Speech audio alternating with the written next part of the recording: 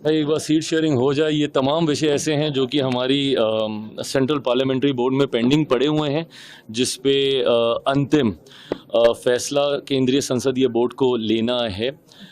लड़ना चाहिए नहीं लड़ना चाहिए, सारे मत केंद्रीय संसदीय बोर्ड के पास आ गए हैं। पर मुझे लगता है कि ये कलेक्टिवली कोई एक विषय पे फैसला नहीं लिया जा सकता।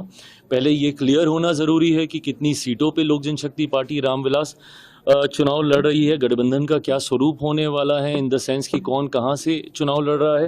सीटों की संख्या ही नहीं, सीटों का चयन भी होना प्राथमिकताओं में से है। तो ऐसे में जब ये तमाम विषयों पर एक सेंस ऑफ क्लैरिटी आएगी, उसी के साथ ये भी क्लियर कर लिया जाएगा कि मैं विधानसभा का चुनाव लड़ूंगा या नहीं लड़ूंगा, या मेरी पार्टी में से और कौन से सांसद विधानसभा का चुनाव लड़ेंगे। संख्या क्या होगी? प्रभु, संख्या अगर मुझे पता होती तो मैं बता ही देता। मैं भी तो संख्या को ही लेकर अभी गठबंधन के भीतर हम लोग चर्चा कर रहे हैं। बट मैं मान रहा हूं कि जिस तरीके से सरगर्मियां बढ़ी हैं गठबंधन के भीतर अलग अलग विषयों को लेकर, मैं मानता हूं कि बहुत जल्द एक फाइनल क्लैरिटी, चर्चाएं चल रही हैं बट बस अब उसको फॉर्मलाइज होना बाकी है और वो भी जल्द हो जाएगा। सम्मानजनक सीटें मिलेंगी? सम्मानजनक सीटें जब ये सवाल किया जाता है इतना, हाँ, क्योंकि ये इस बात को एकदम दिमाग में स्पष्ट रखना चाहिए कि सम्मान से समझौता करके कब कौन रहा है किसी भी गठबंधन में।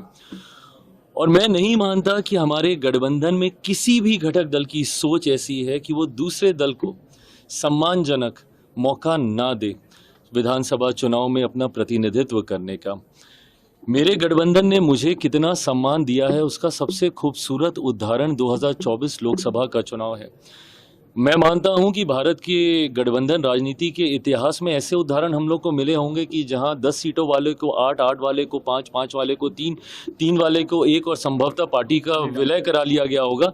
बट पहली बार ऐसा हुआ है कि एक सिंगल सांसद वाली पार्टी को 5 लोकसभा की सीटें लड़ने को दी गई। मैं भी उनके विश्वास पे खरा उतरा, 5 की 5 सीटें जीत कर उनकी मैंने झोली में देने का काम किया। तो मैं मानता हूं कि हर दल को उसकी सामर्थ्य के आधार पर इवेंचुअली हम सबका टारगेट मैक्सिमम स्ट्राइक रेट को अचीव करना है। तो मुझे लगता है कि जिस दल की जहां जिस क्षेत्र में ज़्यादा क्षमता है उस क्षेत्र का प्रतिनिधित्व उनके पास जाना चाहिए, और ये मुझे लगता है बहुत सहजता से हो जाएगा।